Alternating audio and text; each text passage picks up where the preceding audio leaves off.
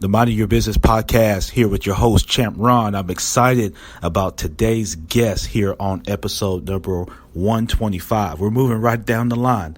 And so I'm incredibly excited for today's guest, Mr. Jerry Mershon, someone who's been a mentor for me in my banking career, a mentor for many people here in our area, here in the Memphis area and beyond.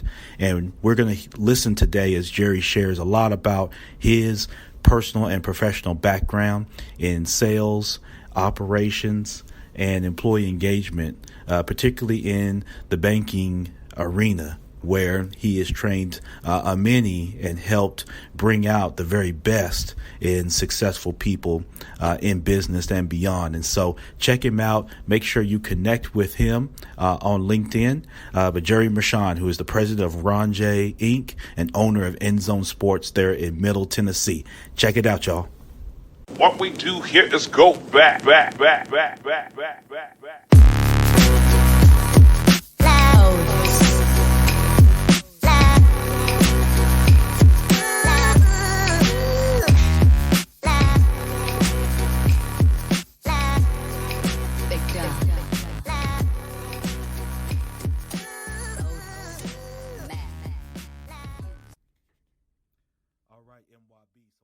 Excited about today's guest that is joining here on the Mind of Your Business podcast here on episode number 125.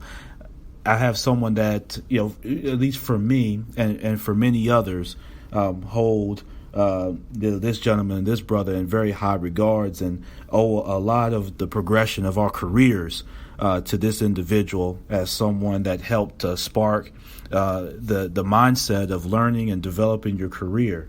And MYB, kind of my walk through my banking career. And this is someone that really helped kind of mold and shape that even early on.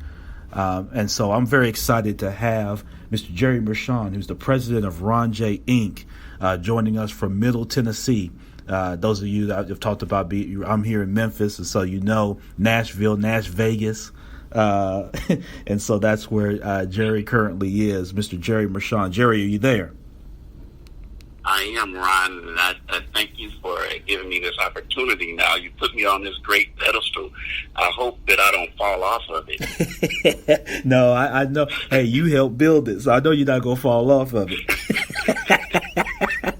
Yeah, because I know it's built and it's very sturdy. So, listen, Jerry, let's jump right into it because, there's some people that may be listening to this that may be familiar with you and may know you, and then some that may not. So, tell us who Jerry Mershon is. Okay, that's a really good question. Well, I am a native of St. Louis, born and raised there, but have traveled pretty much across the country through my corporate experience. Started off, my solid corporate experience, I started off in the property and casualty industry and moved into more of a sales avenue after I left that, and then into the financial industry where I met you probably around 2007.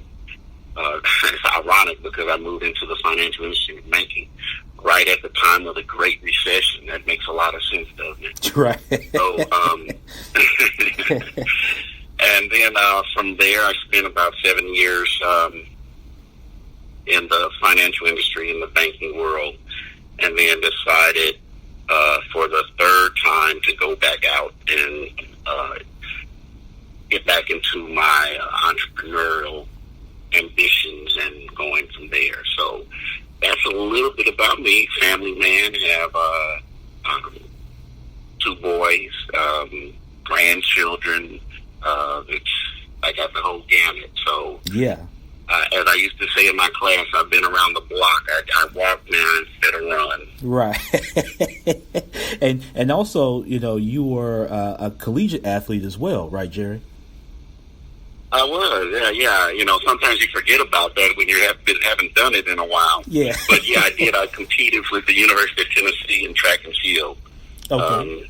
Back in the Yeah, definitely. And so, that all, ties together. The reason I bring that up in terms of, we all know the platform that sports can give us in terms of being able to operate in a team aspect as well as an individual talent, and how, the many things that we learn even early on from playing sports, carry with us into our personal and professional lives, and how they can shape perspective and things of that nature. So, that's definitely good for people to know that, about you, that you did compete, at a high level, by the way, when you start talking about it at the University of Tennessee.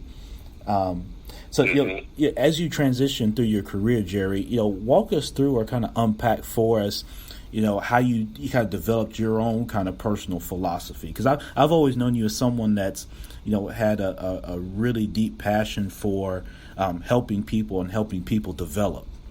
And, that takes a special type of mindset. It's very easy to kind of develop your own skill set and kind of go kind of solo on yourself. And you've dedicated a lot of your career, whether it's entrepreneur or in the banking community, for helping others. And so, where does that come from, and how did that develop? Well, that's a good question, Ron. Where it came from, I probably have to go back to my parents, especially my father, because my father was an educator and a coach, and I spent a lot of time with him growing up, watching him do his thing, and then as I got older, listening to some of his former athletes talk about what he did for them as they got older and moved on in their lives. And I think that was something that really excited me, because I could see how he impacted lives, and people that went on to be having successful lives. Even though I don't know if he was really thinking about that when he was doing it, all he was trying to do was make somebody do something better. And that was sports and to get an education. And he knew that was a key to some success, whether you went into the business world or the educational arena or the medical field or whatever. I think he knew that. So just being around him and listening to his conversations, going from there. My desire, or what I really did, I enjoyed helping people from an early age. I remember coaching when I was a sophomore in high school. Back then, women did not have what we considered organized sports. They weren't in their scholastic programs.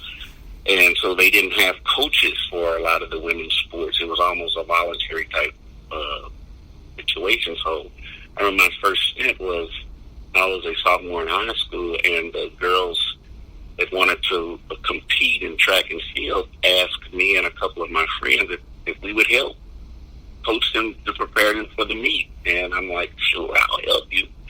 And we went on, and eventually what they had established for women at that time, our girls actually won what we considered the city championships at the time under the guidance of 3 high school kids.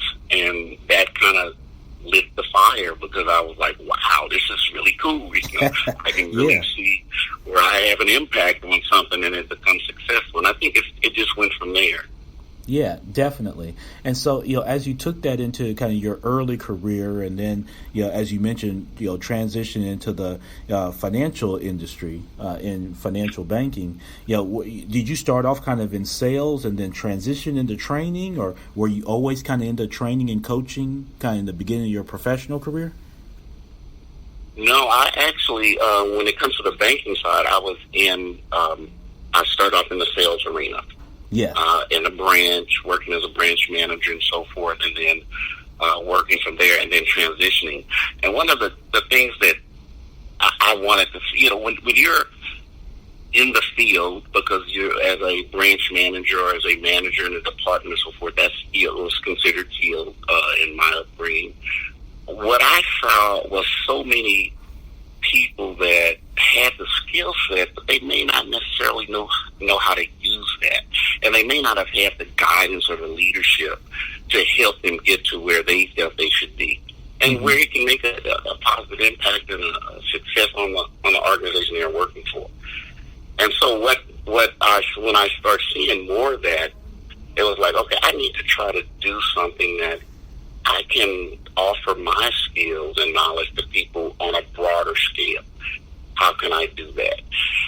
And that's how I got into training, was saying, okay, I can touch more people. I may not touch everybody, but I can touch more people and provide some leverage or some source of some resource for someone that maybe can help them do something a little bit better the next time they try it. And that's what started it. Yeah, absolutely. And so, Jerry, what, as you got into training, you spoke of your early coaching days there as a sophomore in high school with youth, and then as you transition in, from a sales role to training, what were some obstacles you saw as you began training people, particularly in the financial industry role, where like you said, you've got people with some varying skill sets. Leadership sometimes can be there, maybe not there.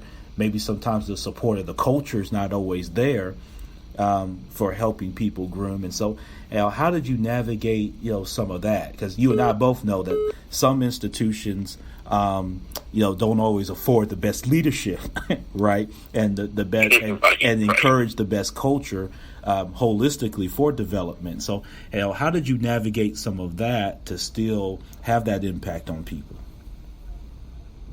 Well, Ron, old habits are really hard to break. That's an old saying, but that's really true to life. People have a tendency to run from change, and the only thing that can be expected in life is change. That's really the only common denominator.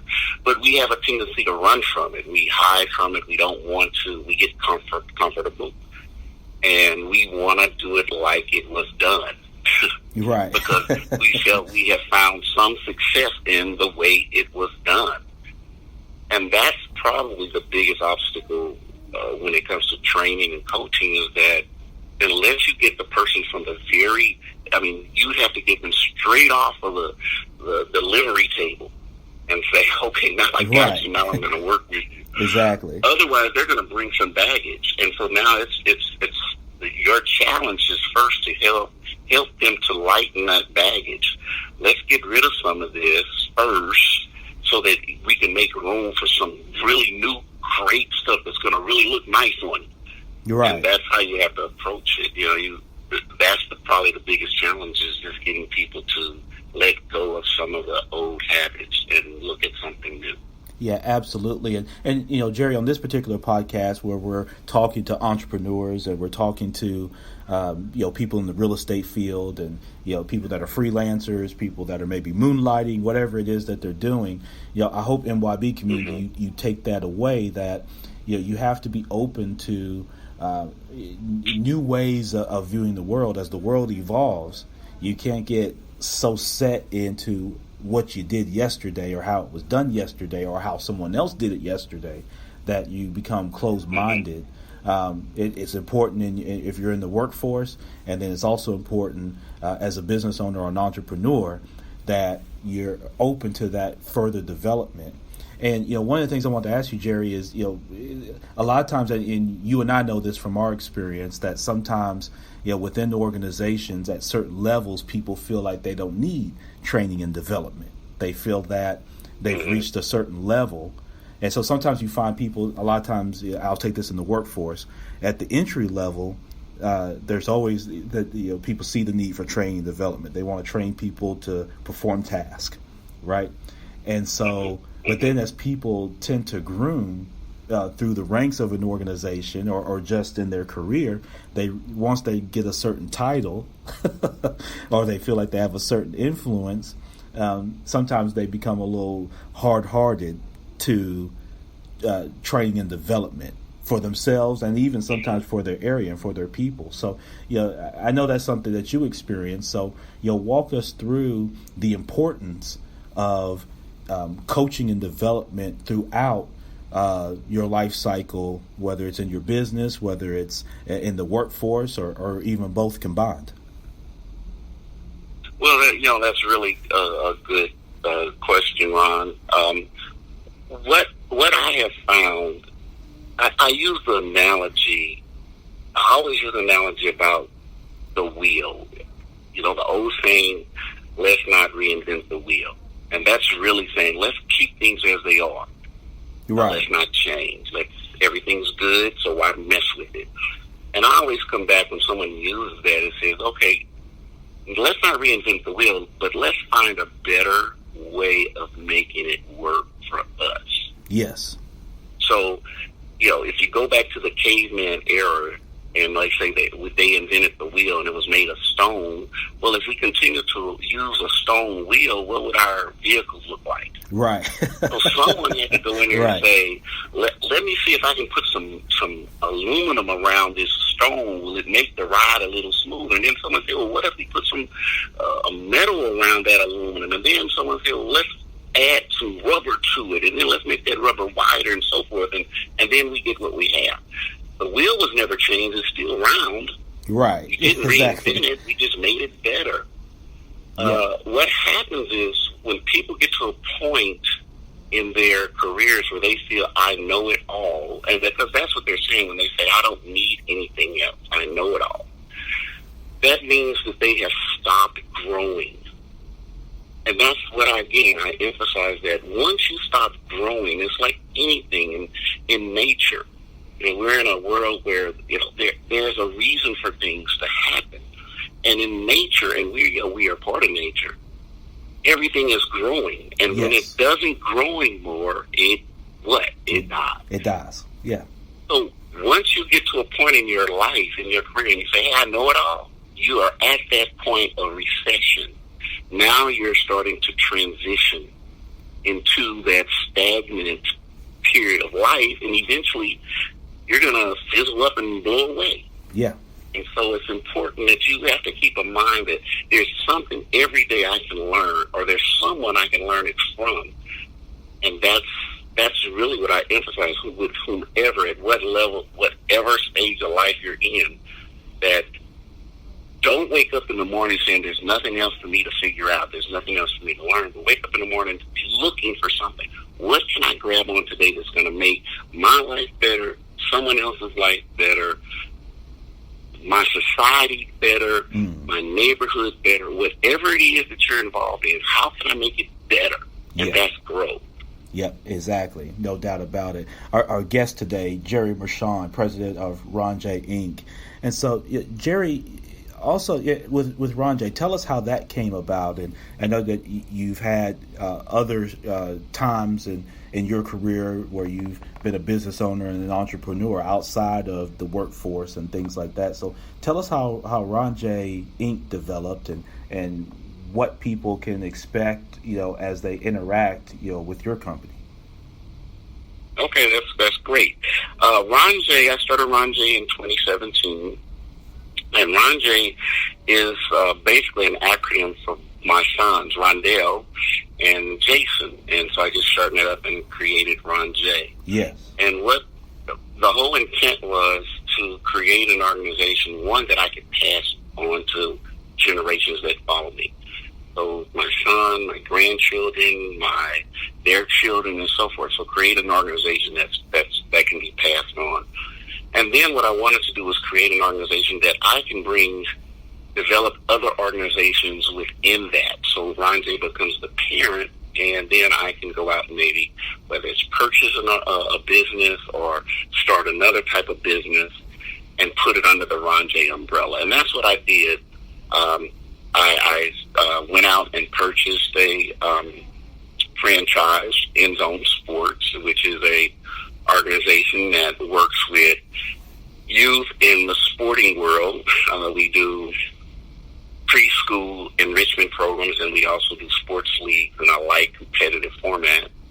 And then we just recently started RJ Foundation, which is a 501c3 that we're looking to help provide opportunities through scholarships for our youth so they can participate in sports where they're not able to because of financial situations. So, again, that was the intent of RondJay, is to create an environment that can groom and create other opportunities and eventually be passed on to someone else. Yeah, absolutely. So, I hear in that, obviously, commitment, I hear in that legacy are two words that jumped out to me right as you were describing that, Jerry.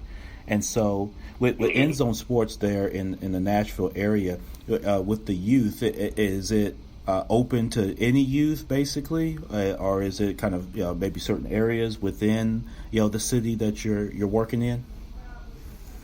Yeah, we are currently working in two areas as we speak. We are looking to expand. We have the rights for the entire metro area for the franchise, so it's just a matter of trying to get to everybody, and that takes a little time. Sure. But we do have two areas that we are focusing on, and it's for really any child. Ages 3 to 13 is the areas that we focus on, and we want them to get involved. In our preschools, it's 2 to whatever the preschool goes to, but in our leagues, it's 3 to 13, and we want the kids again to learn the sport, but most importantly, enjoy doing it. Because as you know, Ron, being an ex-athlete, you know the pressure that not only parents and coaches, but society's putting on kids that have gifts in sports, and we don't want that. And we know that if you allow a kid to really be a child and enjoy it, it's gonna the fruits that they bear are gonna be much greater than if you start putting pressure on them and making them, you got to do this and you got to do that, and if you don't do this, this is going to happen, yada yada. So we want to make it fun, enjoyable, but also learning in the process. So that's what NZone Sports is about. And Jerry, I'm glad you touched on that. And yes, as a former athlete, I could recall in AAU, even in my time, as the publicity and the money started to increase in the professional sporting ranks, particularly in some of the high-profile sports like football and basketball and baseball, where you started seeing these high salaries. And I think the trickle-down effect was, like you said, parents and administrators and coaches and things of that nature started putting pressure on kids younger and younger. Even to the point now where, a kid can't even really enjoy the sport, because as soon as he gets in it and shows any kind of aptitude and any kind of increase in his performance or his abilities above his or her peers, then you start getting into the, people start seeing dollar signs, and they start pressuring kids, and it gets ultra competitive, and they're taking them around. And so what gets forgotten about is the kid, right? And so then, the kid develops sometimes a disdain. And you see this with some of the professional athletes, where they reach the professional ranks, but they lose their love for the sport sometimes very early, because they've gone through their whole life where it's always been to appease someone else, or to, even when there's other interests that they have, but, you've got an adult that's coming in and pressuring them and always, prodding them to do this and do that, where they don't get the joy, the love of the sport for the sense of playing the sport. And like we mentioned earlier, the things that you can learn from working in sports, whether an individual and or with a team. And so I'm so glad you touched on that, and I love what you all are doing there with NZone Sports, because it allows people at a very early age, like you said, I mean, almost from the time they're born, essentially, to begin to learn and develop that love for the sport, and to learn how to play it and compete in it properly without all those pressures. And I think that's something that continues to go widespread, along with the foundation, where you mentioned, kids that may not be in the best financial situation can also have an opportunity to compete. And I love it. I was looking at it online, and this goes across all sports that you all are supporting. Yes. So it's not just basketball or not just football, but you're talking about a wide array of sports that you're introducing kids to, that now they've got a great opportunity, despite what their household situation may be, they can participate. And I think that's going to go a long ways with the impact. And even as you mentioned, being able to pass an organization like that down, within your family, to me, I think is incredible, and takes leadership and foresight on your end to do that, because you'll see a lot of people that aren't thinking from that legacy standpoint. They kind of just think of themselves, right? And we have a mindset sometimes in our community that Hey, I had to get mine, you got to get yours. Right.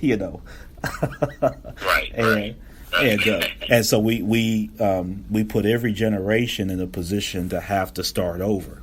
So we're constantly starting over, whereas other communities do a great job of putting the next generation.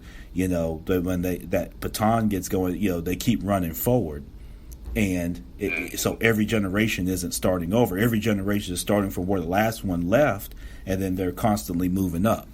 And so I love that particular mindset. And so, what do you see next on the horizon for your organization as it continues to grow? Or, would you ever look to expand your franchise beyond Middle Tennessee, or maybe purchase other franchises and that sort of thing in other communities? Or are you looking to just hone in on kind of where you are?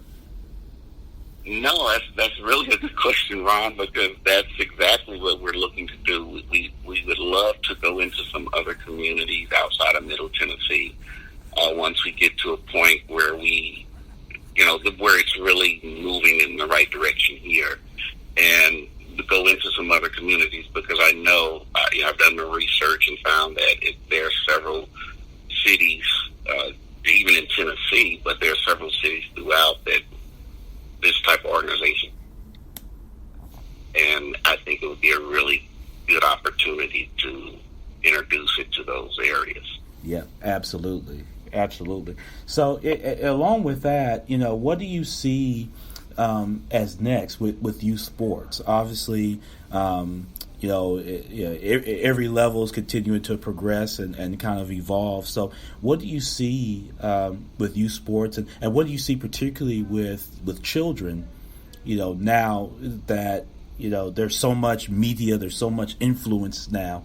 What do you see with children as they're coming to you? Are they coming to you 5 and 6 years old, and they've already been watching, everything on ESPN and,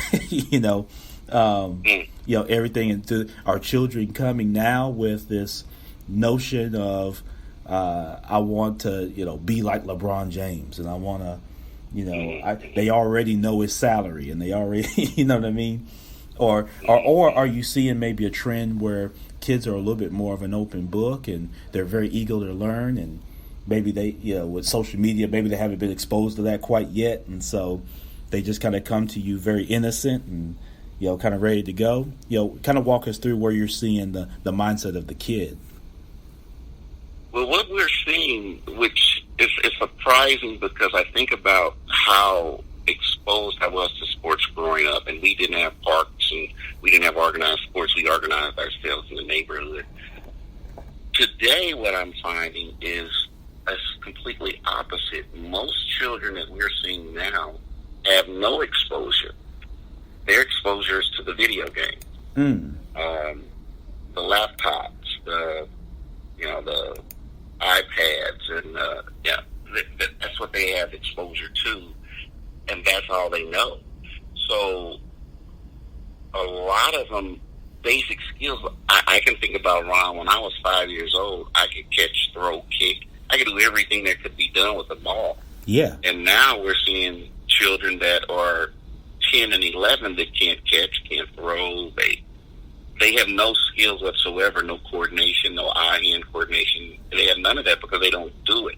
Yeah. Many of the schools today, public schools, have eliminated physical education. Yeah. So a lot of kids don't get those things any longer.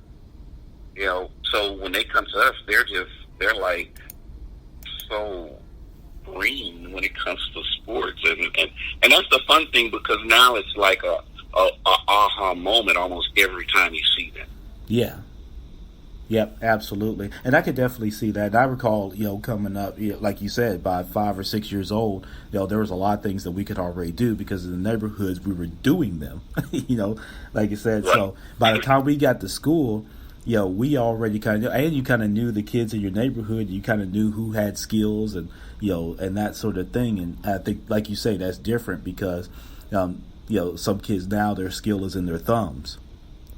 And and that's where their coordination is. Their hand-eye coordination is in between their thumbs and the TV screen or the monitor.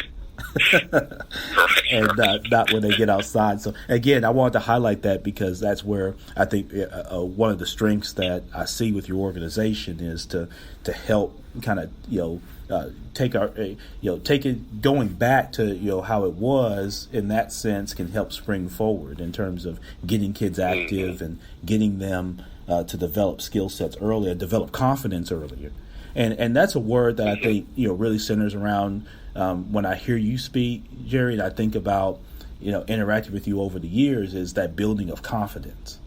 And whether it's when to go back out to a branch and to begin interacting with your team or your customer or a member, or it's you practice a skill set in sports and you go home and you begin practicing it and you spend time doing it, and maybe you mess it up a couple times, but you keep doing it and you develop that habit, and then you come back among your peers and it's, now I can catch.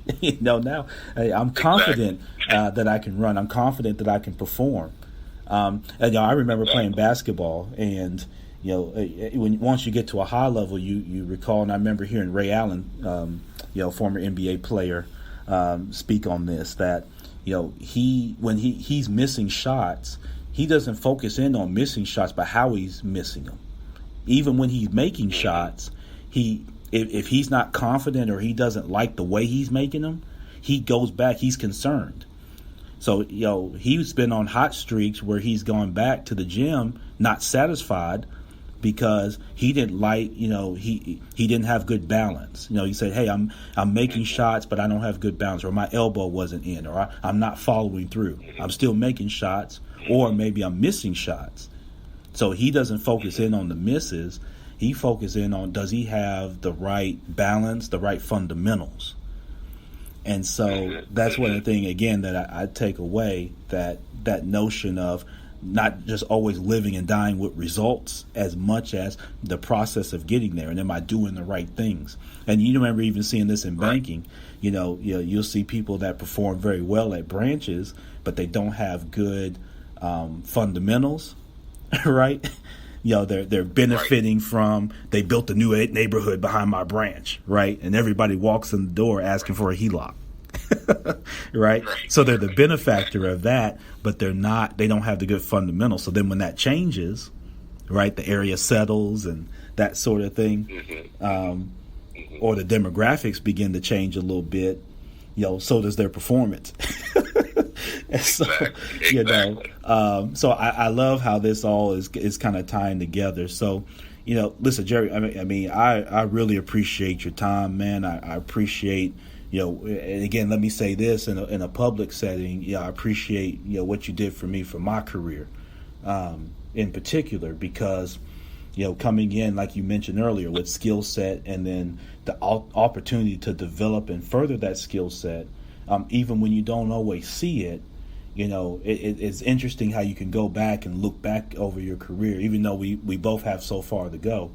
But when you go back and kind of look over your career and you see how that development had an impact, you definitely were there, man. So I appreciate you for that, and thank you for what you did. Putting up with those of us back then. And I think a lot of people can echo that. And so, with that, as we kind of close, what are, a couple best practices that, you shared a lot of great things with us, but what are a couple best practices for success, just for people overall that you'd like to share? Well, thanks, Ron. And you were easy. I wish I could find more as easy as you were to help mold and influence. Yeah, I appreciate that. So one of the things that, I really have emphasized throughout my career, again, is the learning piece. Learn from the best. And sometimes networking is the best way of doing it. If you can talk to people that you have made it. And the best way of doing that, because you can't talk to every person that's done something that's great, is pick up a book. Yes. And I'm an avid reader, is reading a book and learning from that. And then the other thing is definitely you've got a plan. You can't just jump out there and go. it. It may look good on paper, whatever, by someone else. But there are so many different maybe roadblocks or obstacles that may come up that you're not ready for because you didn't plan. And you don't plan yourself to death. You don't plan yourself to hypnosis. Yeah. But you put out a plan there, and you go back and you look at that plan ever so often and say, okay, am I on track? Have I slid in the wrong direction? Do I need to modify and so forth? So those would be the two, if I want to say two best practices for people, whether they're in the business arena, whether they're in the medical field, whether they're going into entrepreneurship.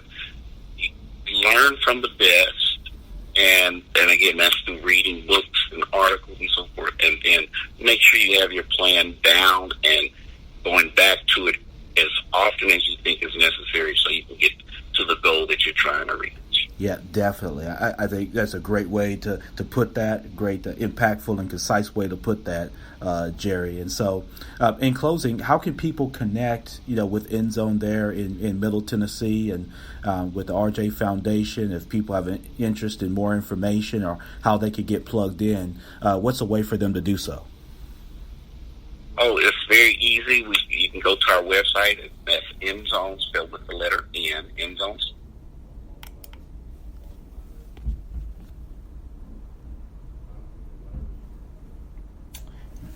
Jerry, I think I might have lost you there. Are you still there? Might have lost you there right at the end. But Jerry was given the website there for NZone. And so we want to get Jerry back on so we can finish the website. Hey, Jerry, I think we lost you there for just a second, but that's okay. Okay. Yeah. Okay. So you were given the website. Yeah, their website is NZoneSports.com/Middle Tennessee, and NZone is spelled with the letter N, NZone, sports.com/Middle Tennessee.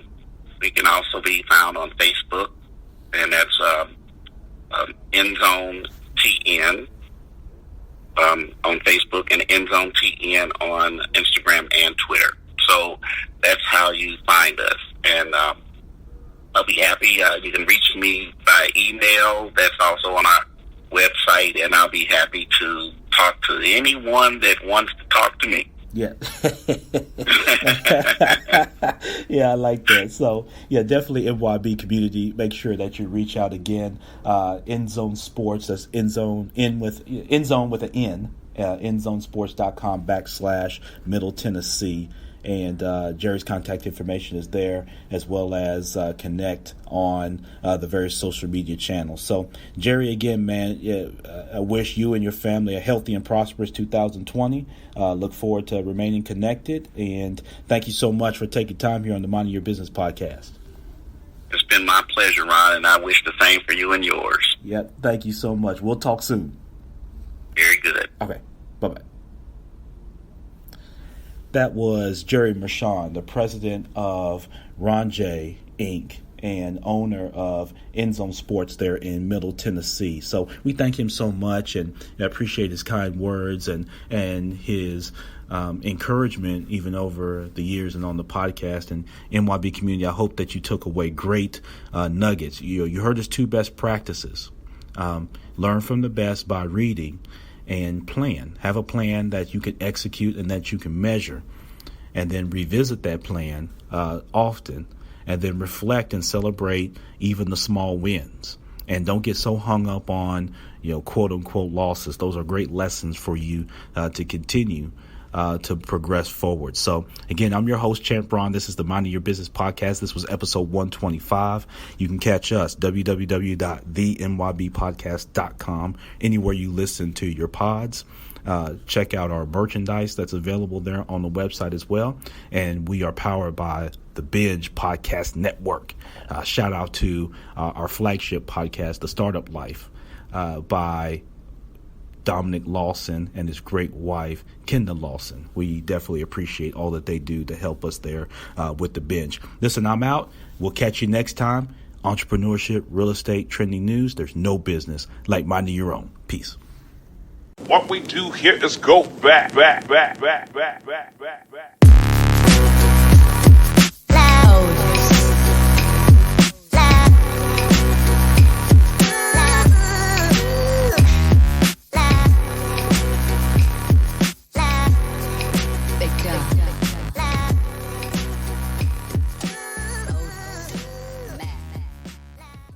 Get a whole new perspective on Ram 1500 and Ram Heavy Duty, Motor Trend's back-to-back Truck of the Year at the Ram Start Something New sales event.